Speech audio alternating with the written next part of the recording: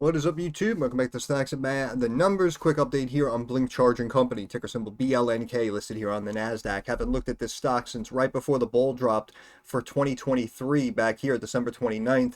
Stock was sitting here at $10 a share. We ran up to north of 15 here going into the new year, and then we've completely sold off and chunked down here. Currently sitting at about $3 a share, down 16 cents, taking a 5% hit today. Recently settling with investors, apparently, over claims of misleading about station conditions, partnerships, and network growth.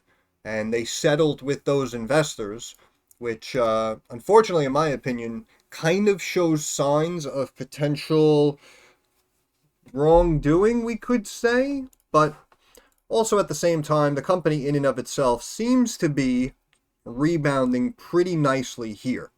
So back here, I said, in my opinion, we're talking about potentially an overvalued company, right?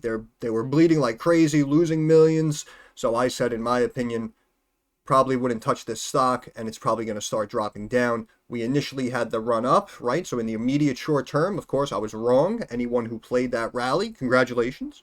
And then, of course, we began to sell off. But you can see how it kind of paused here at about 6, right? And if we double the market cap right now at 306 million. So if we double that, we're at about 600 million market cap right here.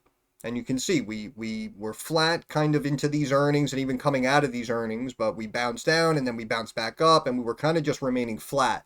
And that means, what that tells me is, in my opinion, a company like this suffering those types of losses, this is what I always say, depending on the company, in its state of infancy or as it's initially starting to grow and expand, we could potentially either say that it's a billion-dollar company. So you'll see a stock sometimes maybe maintain like that 1.1 market capitalization value.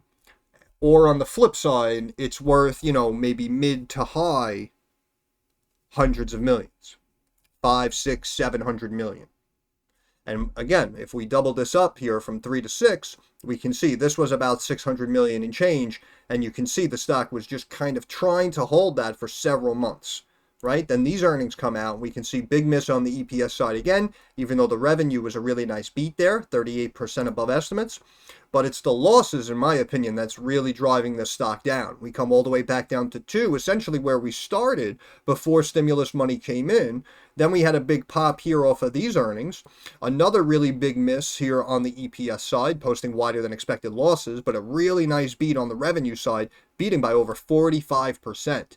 Now we've kind of been channeling, right? Now we're just kind of sideways here, bouncing around in this channel. But the last 2 quarters, I will say, very nice for Blink.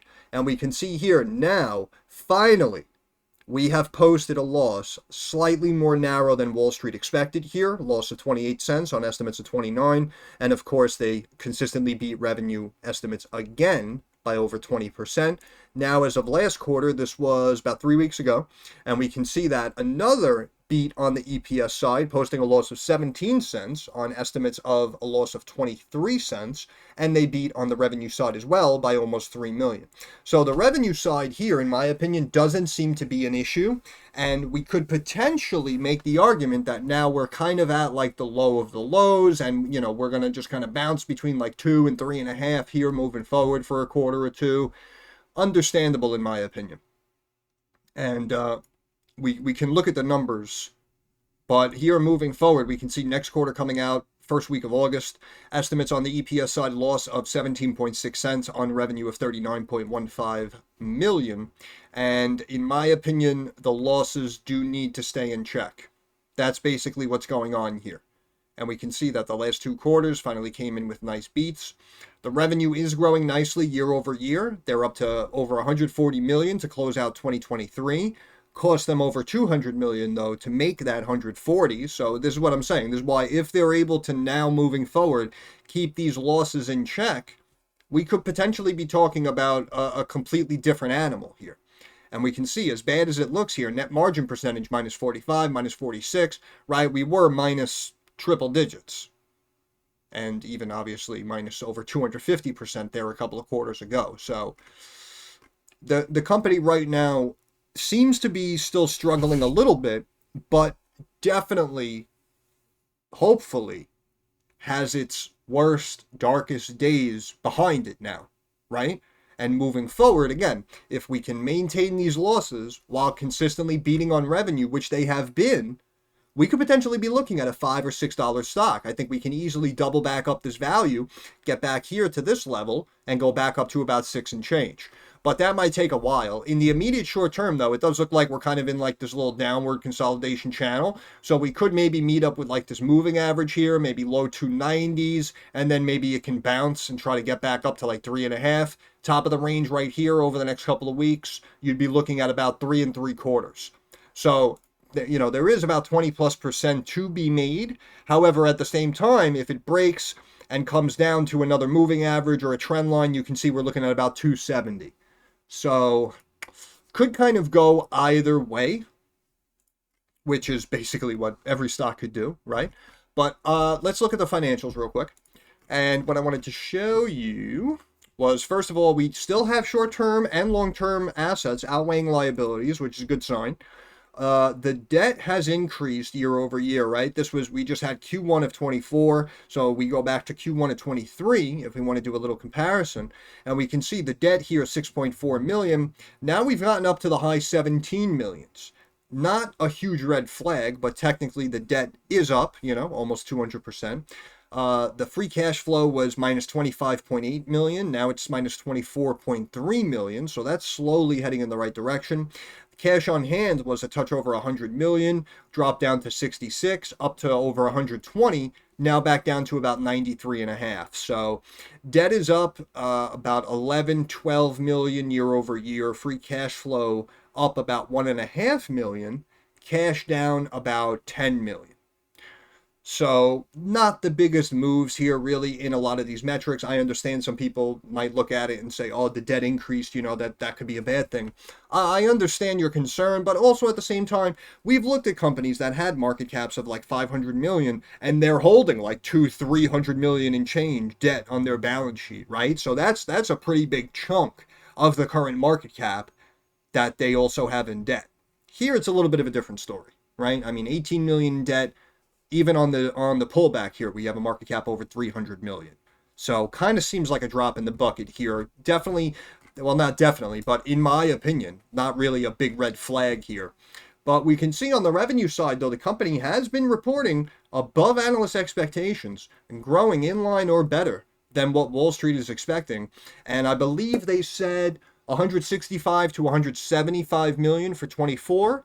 And you can see estimates right now pegged at about the center of that range at about 169.36 million. So based on how the company, again, has been reporting revenue, I really don't think that is an issue for them moving forward. And they do seem to be slowly growing. I know we can look at some recent news articles. I know, again, I haven't looked at the stock in like a year and a half, but they recently had a deal with New York State, and I know Elon Musk laid off some people in the charging network segment, so a lot of people are viewing that as I don't know, Tesla potentially shifting their priorities. Maybe we can speculate, and these other EV charging companies are like, oh, we're gonna come in, and scoop up those loose crumbs that fell, and we're gonna get a couple of more deals, a couple of more contracts. So anything can happen. Only time will tell, but.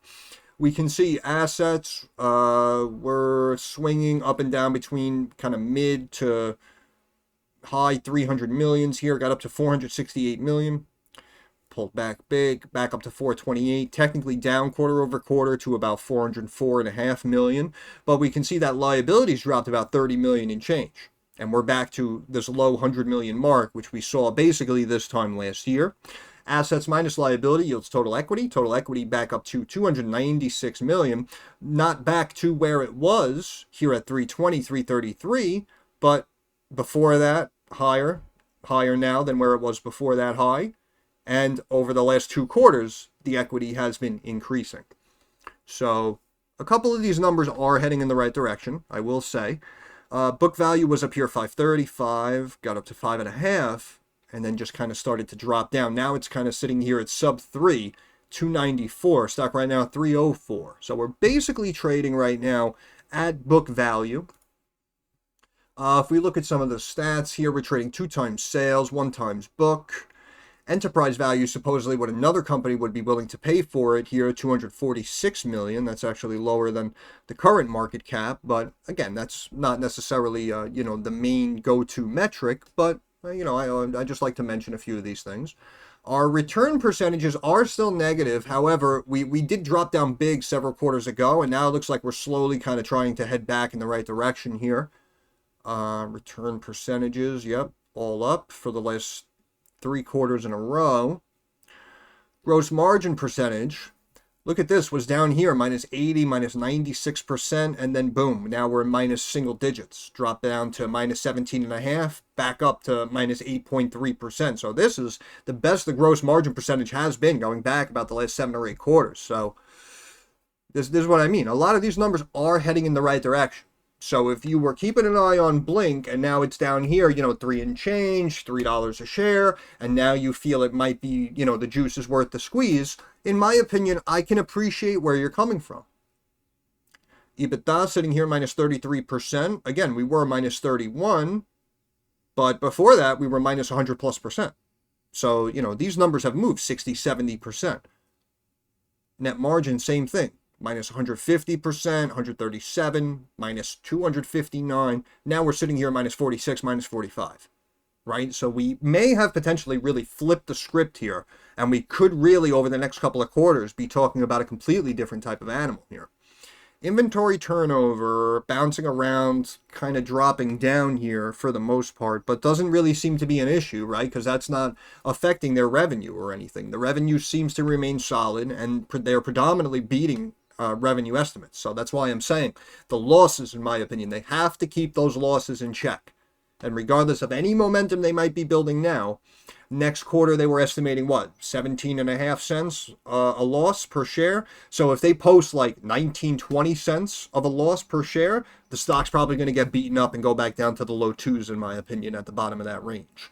If they're able to beat EPS estimates again for the 3rd quarter in a row, and revenue comes in line or above expectations, that might potentially pop it to the top of that range there of about 375, 377. And then maybe with the FOMO, you could potentially see a force out up to $4+. And again, those next earnings coming, estimates of August 6th. August 6th for next earnings. Asset turnover, though, is more than doubled. Sitting here at 0.16. Now we're up here at 0.37. Again, asset turnover, how much revenue the company is able to generate off of said assets on its balance sheet, up over 100% here over about the last 7 quarters. Pretty impressive.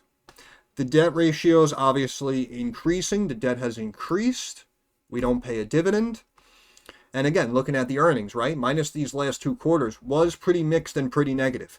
This is why the company was selling off. Because again, as I always say, if you're losing $1.50, $2 to make $1, that type of business can only be sustained for so long. So I'm very happy to see that they started to get these losses in check. And more importantly, moving forward, you can see they're looking to become more and more narrow here over the next 3 or 4 quarters. So this is why I'm saying, if the company is able to do this while at the same time staying in line or above revenue estimates, we could potentially be seeing a $5, $6 stock, maybe by year end or even going into Q1 of 25. But of course, we'll see. But on the revenue side, there's what I mean. Look, the company technically only missed revenue estimates 1 time in the last 8 quarters. So you have to give credit where credit's due. And, they're even growing a little bit faster than Wall Street expected. You can see we were 16, 19, 22. There's the miss.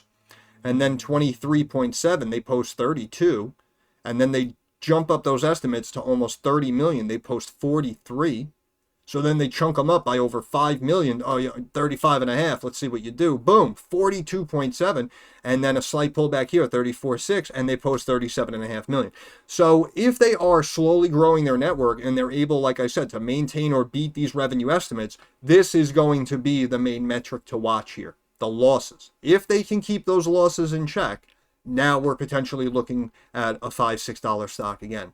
And over the years, again, they were estimating 165 to 175 million, basically in that range here. And then going into 25, you can see north of 200 million, almost 300 million, and then up what's that, maybe like another 13-15% year over year to 338 million. So if they're able to actually show this growth again while at the same time keeping those losses in check, we may be looking at again, like I said, maybe a $5-6 stock in my opinion.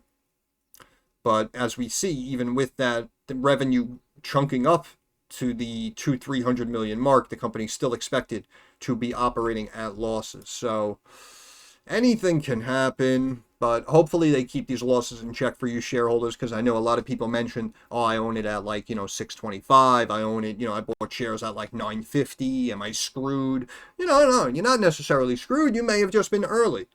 And again, the problem is these companies overprice themselves from day one, right? Like we saw with the stock like Rivian, which I think came out at what, like $60 or $70 a share or something like that. Now the stock is holding, after all these years, the stock is fighting to maintain $10 a share, right? This is what I mean. This is why when a company comes out, I always advise you guys, in my opinion, and I know I used advise, but technically it's not financial advice, but I always say, in my opinion, you have to look at the fundamentals. What are they saying the company is worth? Is the company doing any revenue or business at this moment? And if they're not, how much is it costing them to keep their doors open now? Are we just going to be incurring losses for the next 8, 10, 12 quarters straight before we actually start generating revenue, right? These are the types of things that I personally look at, which is why basically every EV stock across the board, including Tesla, wasn't a buy from day one. You go back, you look at Tesla, it went down before it went up. It took a while for that stock to gain momentum, right? Because he needed like government approval and whatnot. So this is what I mean. Don't get fooled by these IPOs. It's not a buy just because it went public. And then of course you had the stimulus pump, which basically forced BLNK from 2 to 60 or whatever, and it's been in a downtrend ever since. Basically going now, several years it took, but now going back to basically where it was, which was kind of my original point when we looked at it 18 months ago. But, again, I'm not bragging. We get some right, we get some wrong. But look at the growth here in the charging equipment here, this segment, right? Which, of course, is their bread and butter. But we can see, look at this, 15.5 million, tripling to 46, more than doubling to 109. So the company is growing nicely, which is why I'm saying, again, if they're able to keep these losses in check, then we could potentially have a big winner on our hands here. But every segment, for the most part, climbing very nicely year over year. So the company has to be doing something right? And of course, we're generating some tens of millions here overseas as well, aside from the US. I know they recently got a deal with a Mexican dealership, I believe. But see, this right here settles with investors. I mean, I understand they just probably wanted to get it out of the way and sweep it underneath the rug and keep it quiet. But technically, that is a bad sign, which is why I said again, when I first looked at it, there is no urgency to own this stock. It's severely overvalued. It's going to be coming down. People are going to get upset. And now apparently they got sued. But BLNK Charging maintained a buy by UBS. Price target cut to 450 from 7, but that's still 50% higher than where we're currently trading. And they have a buy on it. UBS, yeah, we just looked at this. Here we go. Mexico dealership, Warren Buffett backed BYD company. Very good. Level 2 charge currently installed in the workshop and showroom of the dealership. Company said stations are expected to be operational soon. Each location will feature at least one fast charger capable of simultaneously charging 2 EVs. We're excited to be working, cutting-edge technology. Dealerships are the driving force behind the electrification of the auto industry and play a pivotal dynamic role driving forward the progress and acceptance of EV technology. Yep. Also, there was a deal with New York State, again, maintained at hold by Stifel, $4 share price target. That's 33% higher than where we currently are. Here we go, New York State. BLNK Charging said late Tuesday, this was roughly 2 weeks ago, May 14th. Received the contract, official EV charging provider for the state of New York. Contract allows the company to offer the state its EV charging stations and related services. Contract also designates company one of the providers of EV charging networks data related to management of such vehicles. Okay.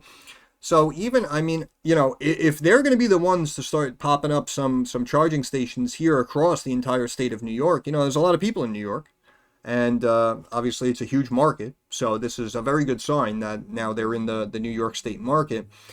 And again, even if they only get a small portion of, let's say, like like the MTA, right? Because I know they were talking about the agreement sets the stage for Blink Charge in New York to electrify state and municipal fleets and public charging solutions for employees, residents, and visitors. So, you know, if we're looking at a total shift here, or not even a shift, even if we take like half the buses that we have here in New York, and all of a sudden they switch over to EV buses, I mean, obviously that would add up nicely for Blink.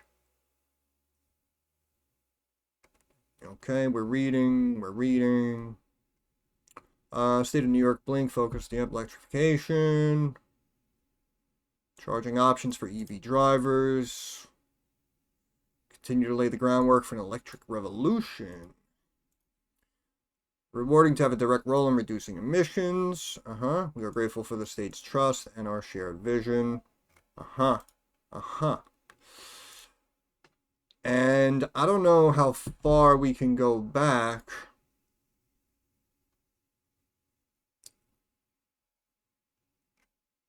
Yeah, supposedly they're citing the layoffs at Tesla, saying it's been good for Blink's business. I personally don't know if I would really connect the two. But, you know, I guess whatever works for them is fine.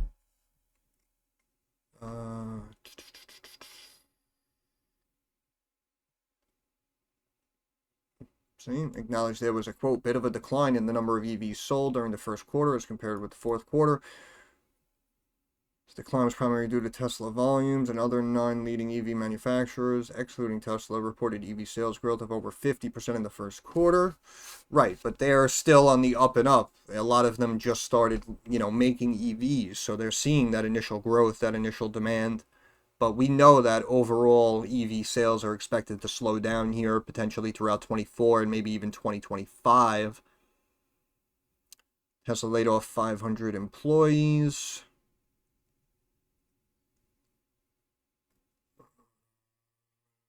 Take advantage of them, materialize.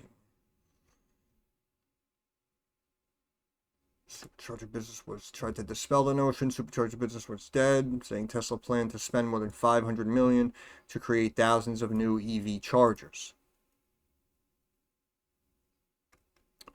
Product sales increased 68%, with the company citing, quote, strong demand for charging equipment. Revenue up 72%. Service revenue, excuse me. Company reiterated full year 2024 revenue target of between 165 and 175 million. Yep. Expects to continue to achieve profitability on an adjusted EBITDA basis by December 2024.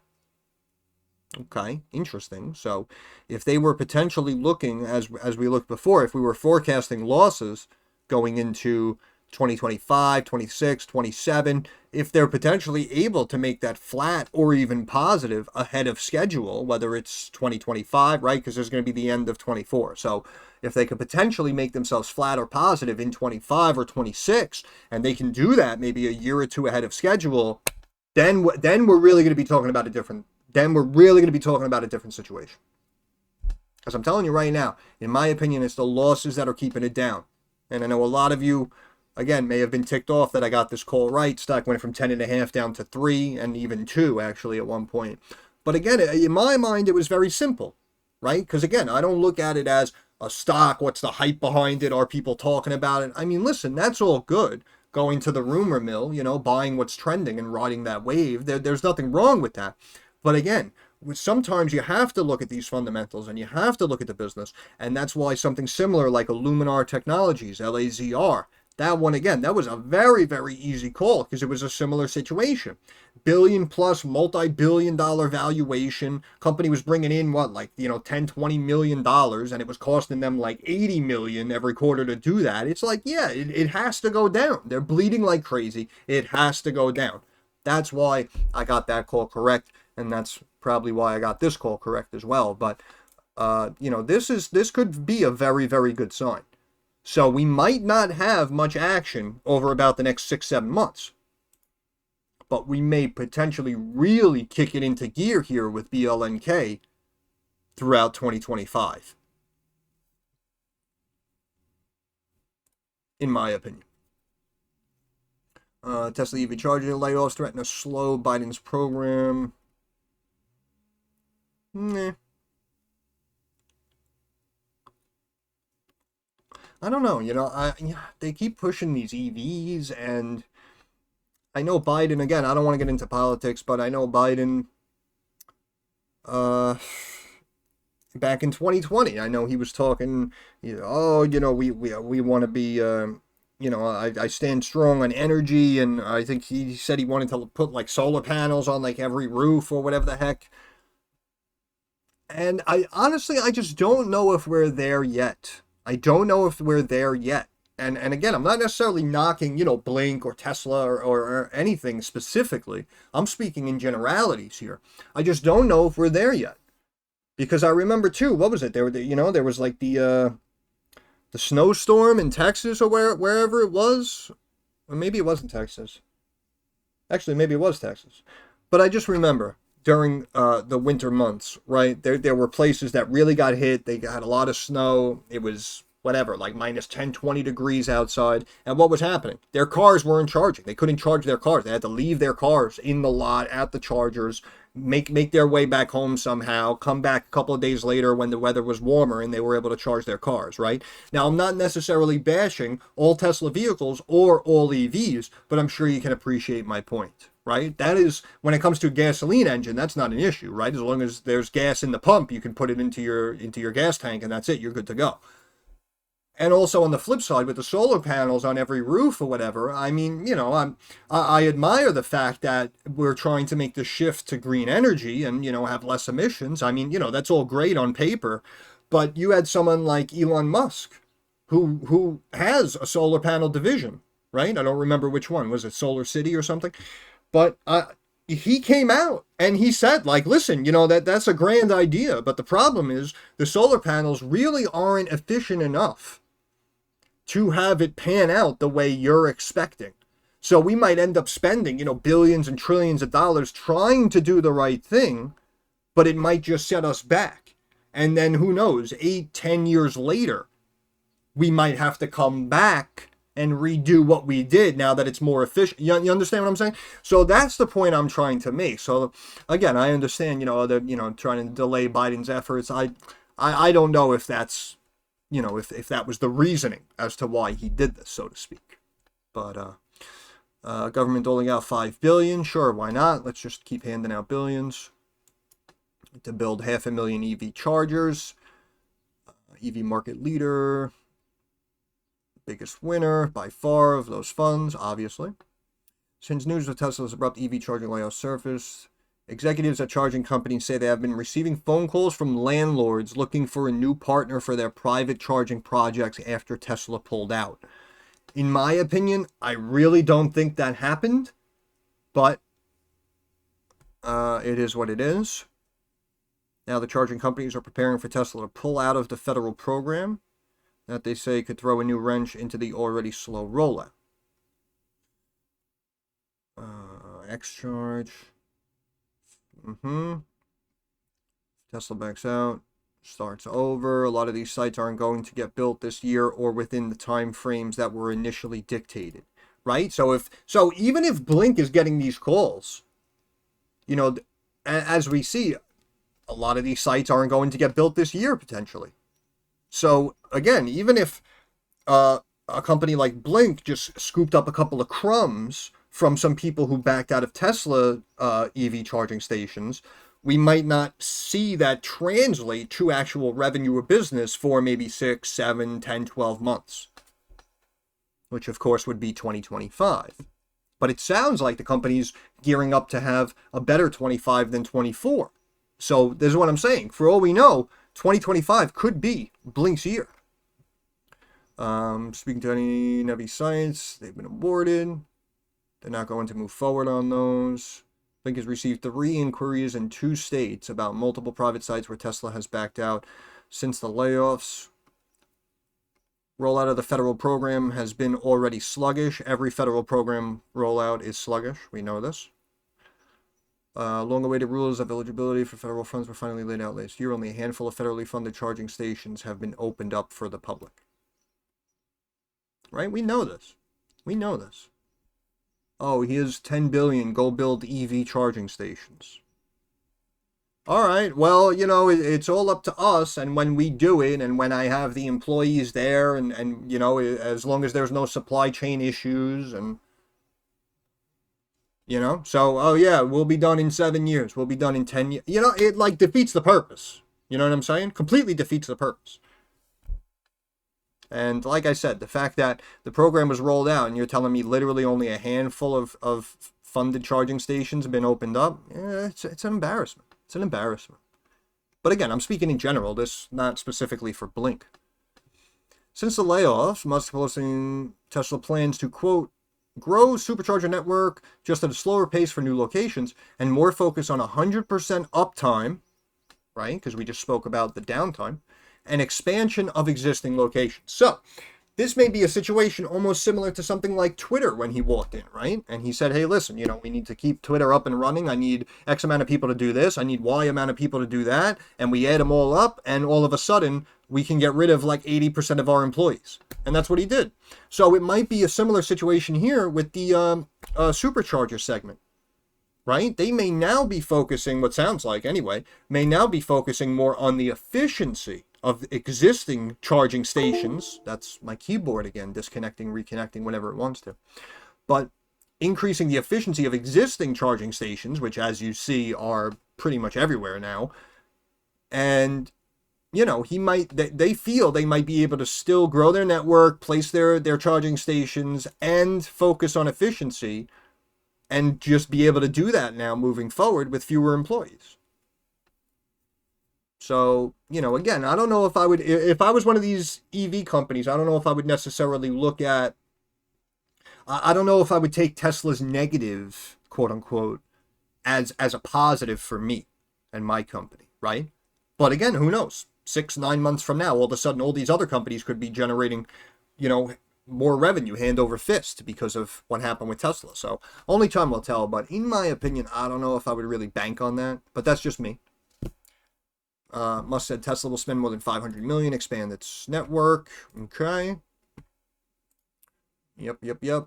Needham trims price target to 6 from 7, maintains buy rating. Again with the Biden plan.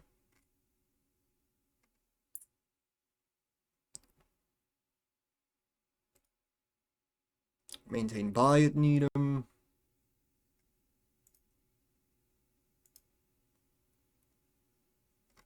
Yep, they beat results. Q1 loss narrows. Yeah, I don't know. They keep citing that Tesla withdrawal, supposedly. I mean, again, I know a lot of you are holding shares, so you know I'm hoping for you. I hope this number goes from 37 million to 87 million, and I hope they do pick up some crumbs for you guys so the stock starts moving. But, again, you know, that's not set in stone. We don't know that as a guarantee. But let's look at stock charts real. Oh no, actually, I wanted to look at the numbers real quick. I know I've been talking for longer than I wanted to. I wanted to start making videos no longer than like between 10 and 20 minutes long. So I'm sorry if this one runs a little longer, but so if we look, first of all, if we look at quote unquote fair value for this stock, right? This is the way I like to do it sometimes. But again, this is just me. This is just my opinion.